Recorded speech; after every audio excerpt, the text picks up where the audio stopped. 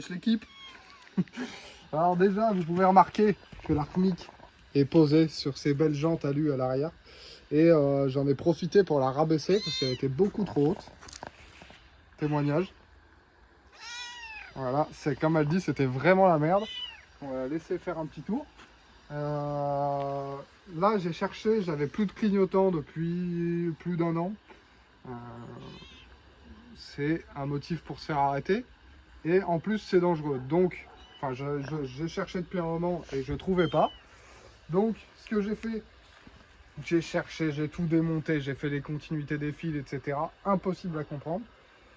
Et en plus, c'est pas du tout mon domaine, ce côté-là, c'est le côté qui m'énerve le plus. Donc, à tout problème, une solution. On a trouvé une solution. En fait, j'avais plus de plus sur le plot central en fait qui distribue. Ce qu'on a fait, c'est qu'on a ramené un plus. Donc, il y avait un plus à côté. On l'a ramené sur celui-là et coupé l'autre fil. Et on a mis un relais, du coup, de moto en fait. Relais de moto. Et maintenant... Écoute mon clignotant, mon gars!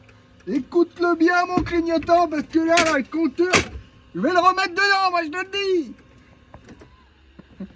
Bon Dieu! Voilà l'auto, là. L'auto, je la prends. Je l'emmène directement contrôle technique. Elle sort zéro défaut. Zéro défaut, qui me dit, elle est neuve dans le papier. Comme dirait Lucien de chez Boiserie. Voilà, donc nous, on dit que ça biche. Chez nous, on dit que ça biche. Donc là, l'auto, je peux te dire qu'elle biche.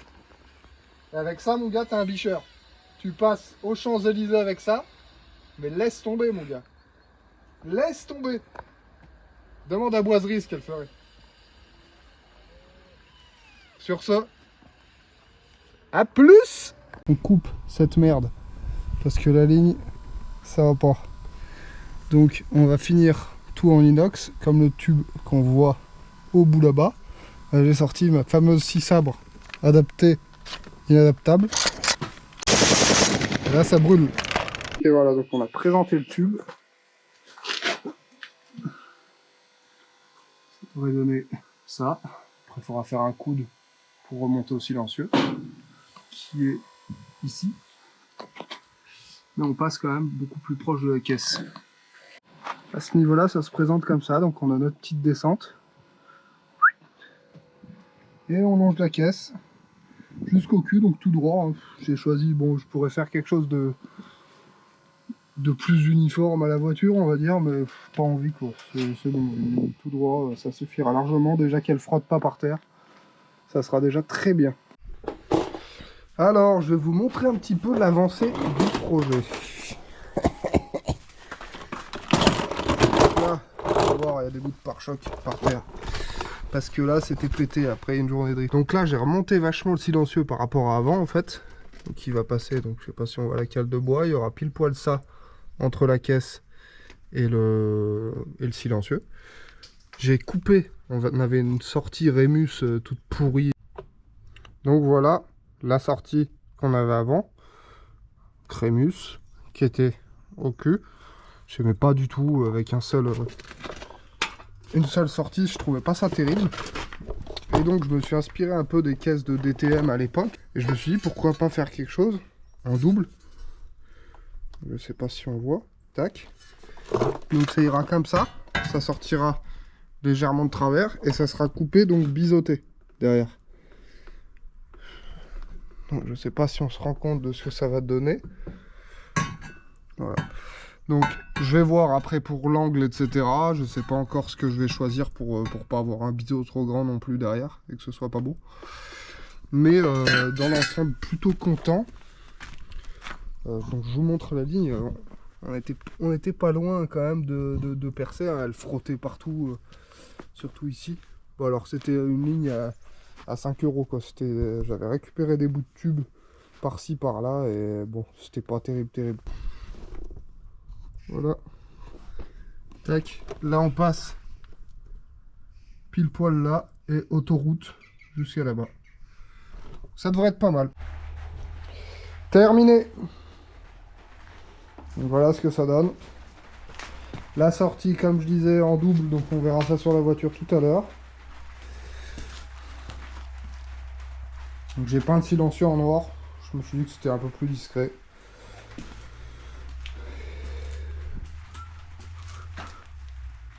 Et voilà, donc sans tresse. À voir si ce sera un problème dans le temps, mais apparemment c'est juste que ça fissure les collecteurs, donc il faudrait que je fasse un support pour le turbo pour éviter que ça fissure. Get l'auto! Un peu mieux avec la double quand même.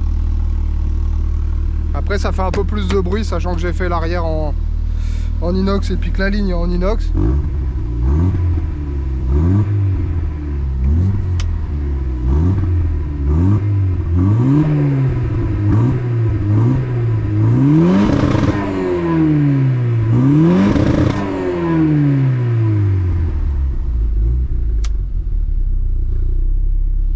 Pas mal, bien content.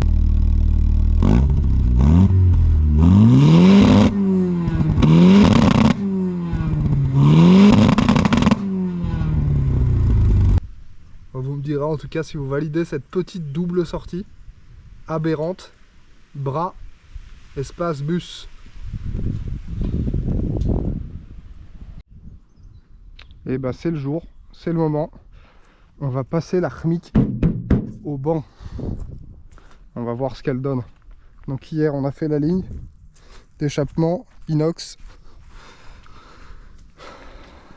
Voilà, et ça me reste plus qu'à commander des cils en bloc neuf pour que le silencieux remonte un peu. Et après je ferai une plaque en alu ici pour finir légèrement le pare-choc. Après bon, on n'est pas vraiment dans la finition pour le moment. L'important c'est que ça craque et que la ligne ne frotte pas par terre.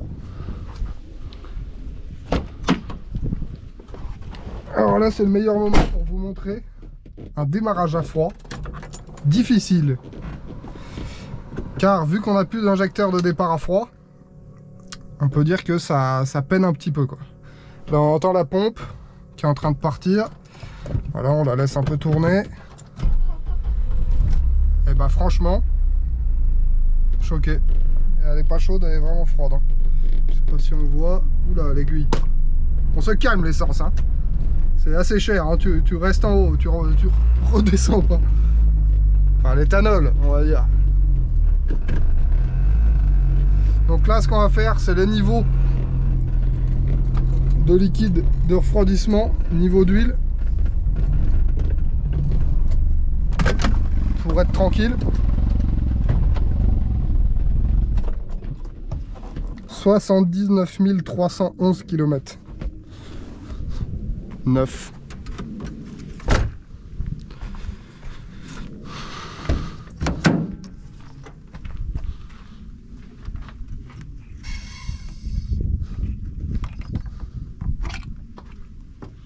C'est assez.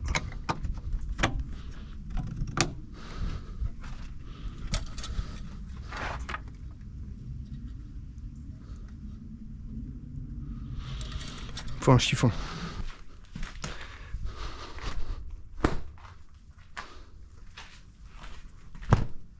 On va dire qu'il est propre. De toute façon, c'est pour essuyer de l'huile. On peut voir qu'on a une habitante là. Il y en a qui aiment bien les injecteurs sur la Surale. Ah oui, c'est pas assez. Regarde ça. Haute performance. Normalement, s'ils disent que c'est haute performance, là, ça craque sacrément.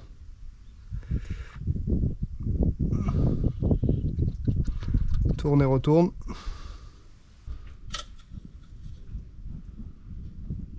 Voilà, c'est mieux.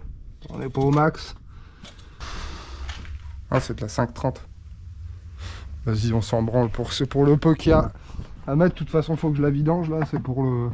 Ça fait 2 mois que je dis qu'il faut que je la vidange. Ah, pour un appoint comme ça, on va pas nous chier une pendule. À un moment, de l'huile, c'est de l'huile. Hein. On va peut-être arrêter la branlette. Hein. Tant que ça y lubrifie.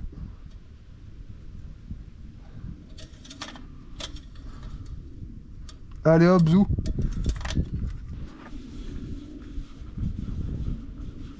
Toujours carré, c'est son logo Mercedes. Voilà. Étonne-nous. Passage au banc. Chez KMS Prog.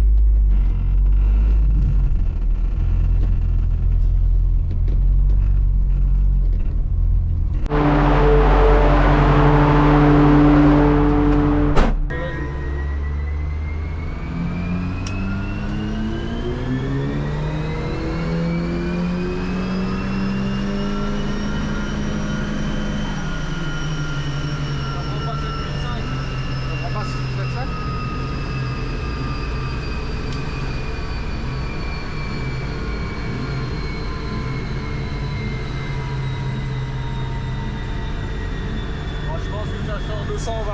Ah ouais? Pour 110 là, je dirais à peu près 220. 220, 380, 400 newtons. 380.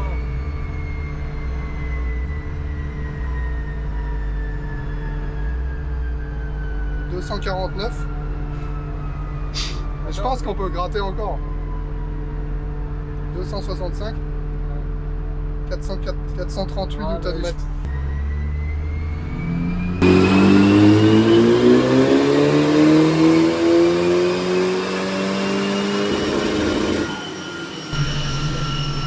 Que tout à l'heure. Après, ça marche jamais pareil. Ouais. Ça, c'est le 4 jet. Ouais. Ça dépend quand je lance l'injecteur. Ouais. Si tu tirais à fond dès le début, elle marche toujours pareil. Mais sur des reprises, ça la gave des fois. Oh putain, le coup, ça me paraît énorme. Ouais. Hein? Ah ouais, énorme. Faut pas que ça fasse ça, quoi. Après, c'est un 2 litres 3. Hein. Je sais pas. Putain, 632 newtons. Après, c'est une Mercedes.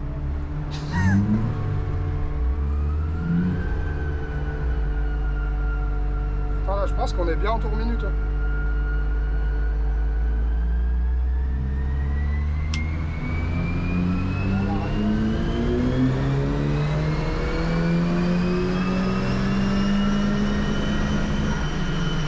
On est mal synchro.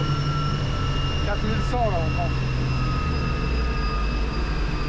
Ça mesure pas juste parce qu'on a pas de tour.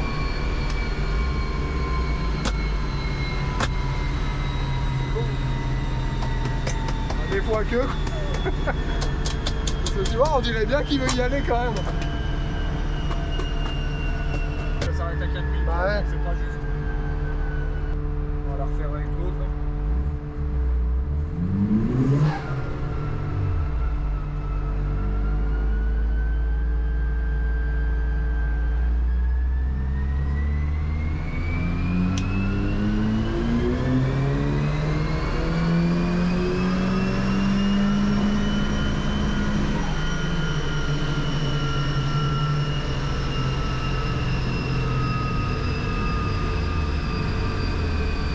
Ça me paraît plus juste. Ouais.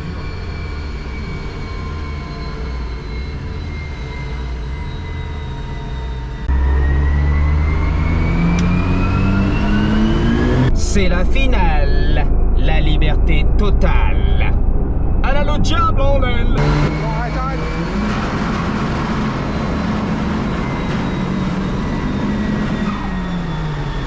Un bar 5 de... Enfin presque 2 bars de pression. Voilà la courbe par contre mon gars, 19 d'AFR. Ah mais là qu'est-ce qu'il y a eu là? Le robinet. Hein? Non mais qu'est-ce qu'il y a eu? Je sais pas. Plus arrêté. Et ça emballé. Ah non. Je suis le mécanicien du quartier. Je travaille avec les pockets.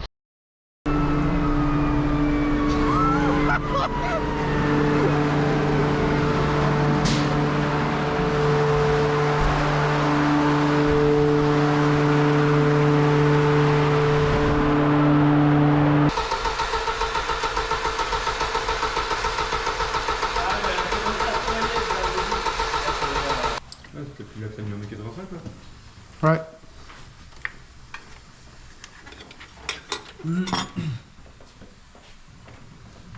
Ah non, t'as raison, on peut pas y mettre une nuit. Tu vois, j'ai peur qu'en fait ça le... Bah alors peut-être que t'as raison, par contre, enfin peut-être pas y mettre un coup de tour, mais y mettre un coup de papier à poncer tout le tour. Non, un petit coup de tour, ouais. Je pense.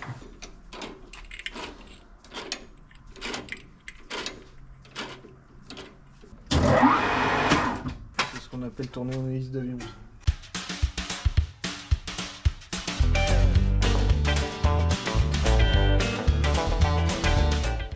Bon, on est le lendemain.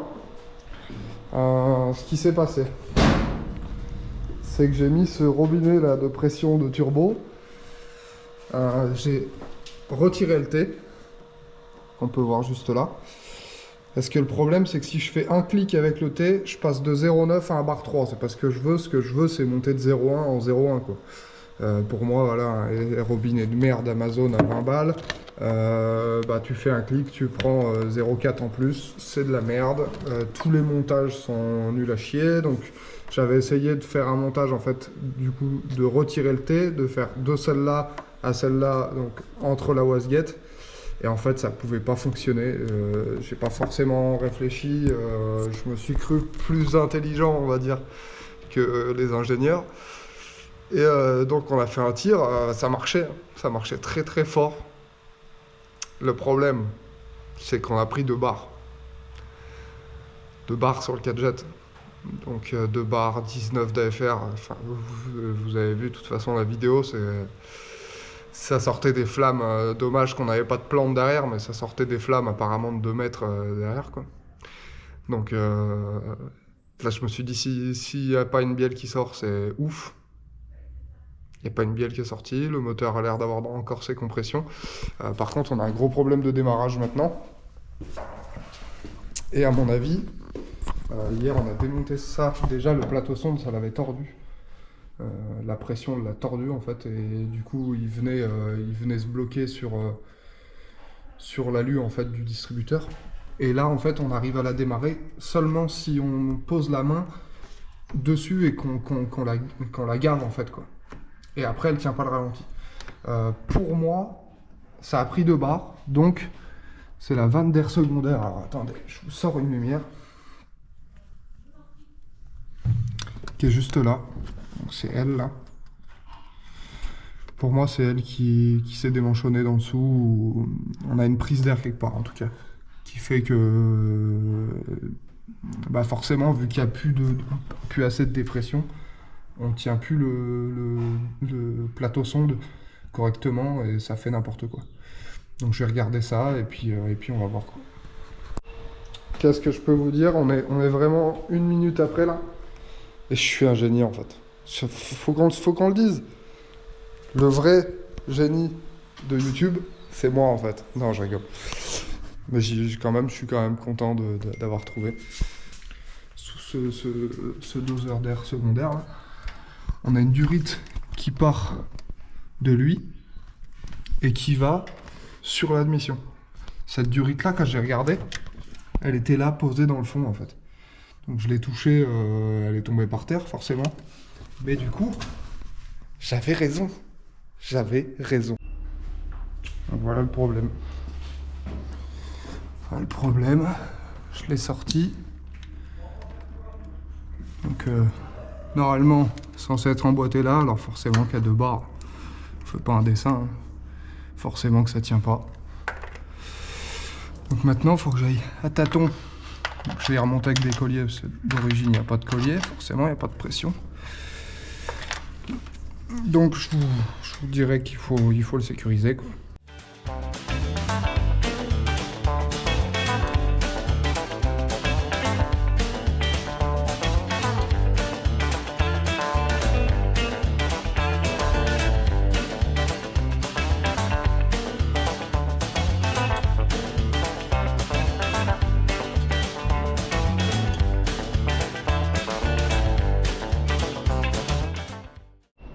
Bon bah voilà, problème réglé. Là ce que j'ai fait du coup, c'est que j'ai mis des colliers. Est-ce qu'on voit? Ouais, on voit dans le miroir la durite qui arrive sous le 4 jet. Là j'ai mis 2 colliers, sachant que d'origine, bah il n'y en a pas. Par contre c'est une bague en plastique. Donc ce qu'il faut faire, c'est la baguer avec un épaulement en fait, pour éviter que le moteur avale cette bague.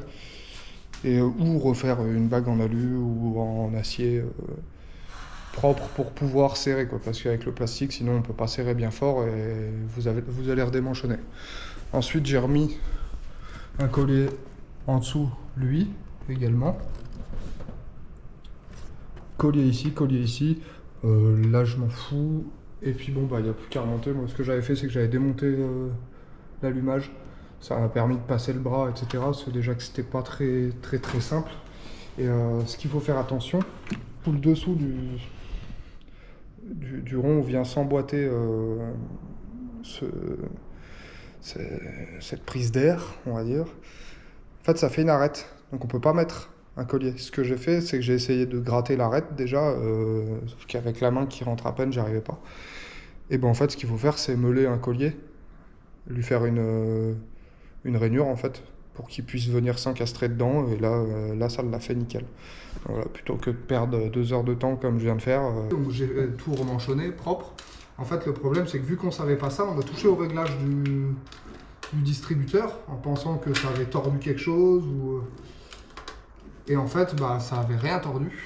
Donc là, je viens de le démonter, de l'ouvrir. Et grâce à un russe qui donne les réglages, on a pu le régler. Donc, on remonte tout ça. On espère que ça va redémarrer parce que bah, on n'a pas pu aller au bout.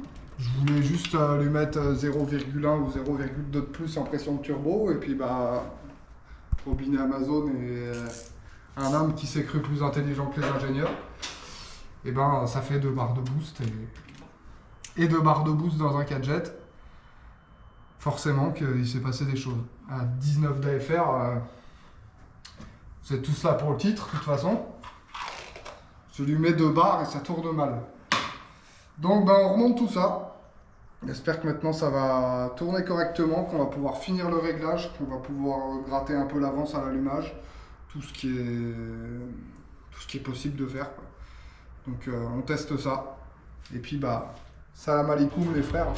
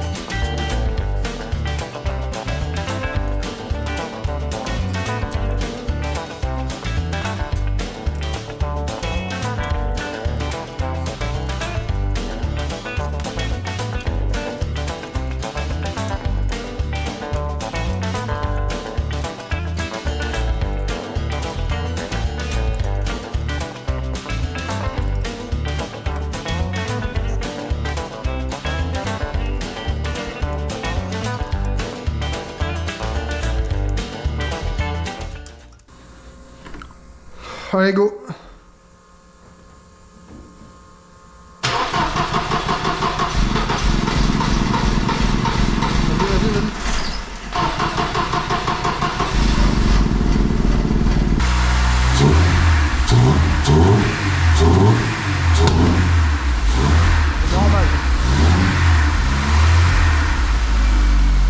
On a essayé, on était serré à fond, desserré à 1,5. Là, on essaye desserrer, enfin serrer à fond, desserrer à 0,7. 0,7 à peu près, quoi. On n'est pas non plus dans la grande ingénierie. Celle-là, on veut lui coller un bar 3, quoi. C'est plus fort que nous. Faut qu'elle brûle. Faut que ça craque, quoi. En sachant qu'on était à combien de pression de base? Sachant qu'on était à 0,9 de pression.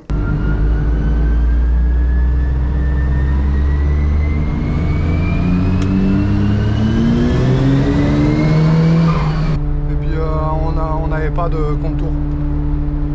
Si, je crois que là c'est bon. On a été synchronisé correctement. On avait le contour sur le dernier truc, ce qu'on n'avait pas pu faire. Ah oui, oui, c'est vrai.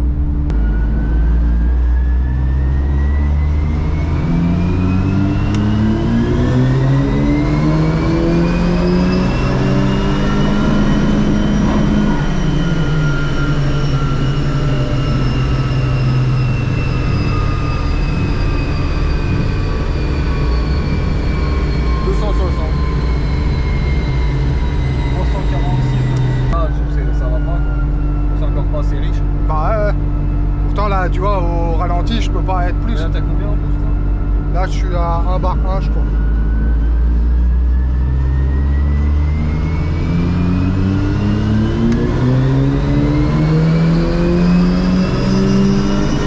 Oui, derrière. 13 2, 13 5. Ouais.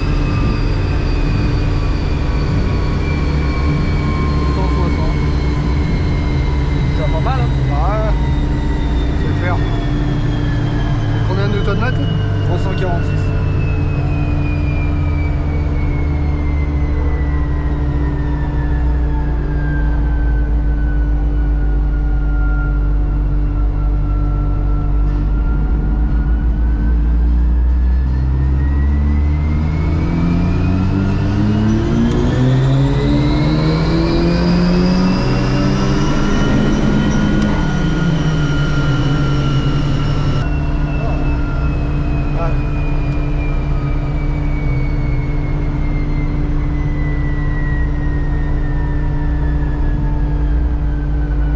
Je vais mettre de l'eau sur l'échangeur. Ouais.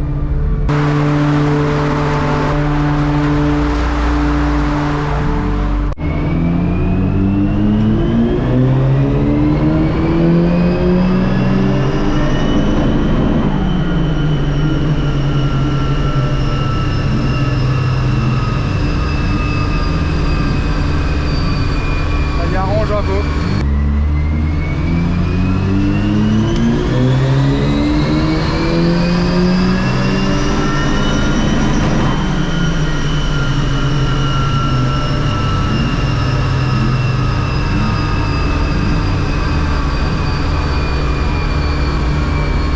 Je peux pas sortir le. Ah, De toute façon, voilà, je suis au taquet.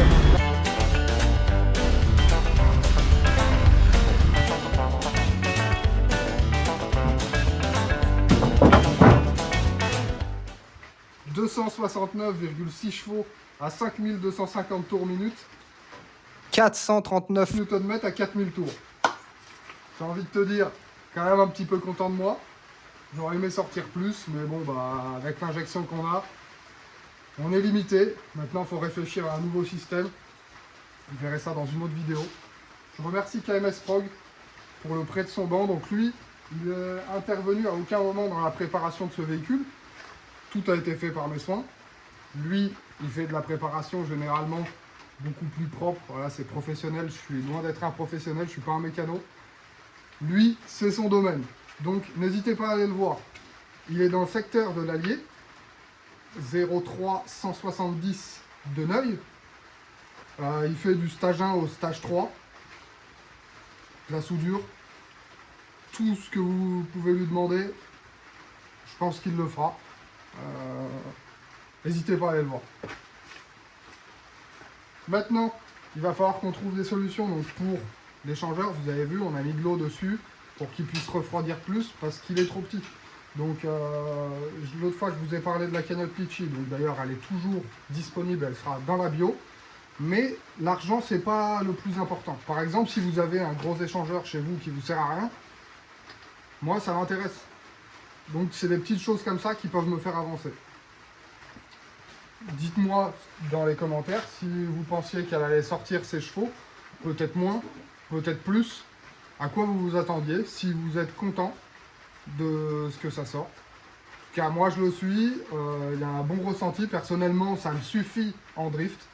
Voilà, là on manquait cruellement de puissance, maintenant ça me suffit. Ce qu'il faut maintenant c'est réussir peut-être, bon bah ça c'est le petit diable qui parle à mon oreille, mais sortir plus de chevaux pour la compète quoi, sortir plus de chevaux et un AFR presque constant on va dire, on n'arrivera jamais en faisant de cette façon là, en tout cas sans utiliser de gestion programmable à avoir un AFR vraiment constant, mais un AFR qui bute maximum à 11, 5, 12 quoi, voilà, pour chercher de la fiabilité et que ça dure dans le temps maintenant. Qu'est-ce que je peux vous dire de plus? Abonnez-vous Instagram, TikTok, YouTube, Prépa Fiable pour tous. Donc Prépa Fiable sans le L et sans le E à la fin. C'est plutôt à la paysanne. Prépa Fiable. Prépa Fiable. Voilà. Merci d'avoir regardé cette vidéo. Je vous souhaite une bonne soirée. ou une bonne matinée ou une bonne journée selon le moment à laquelle vous regardez cette vidéo. Et à la prochaine.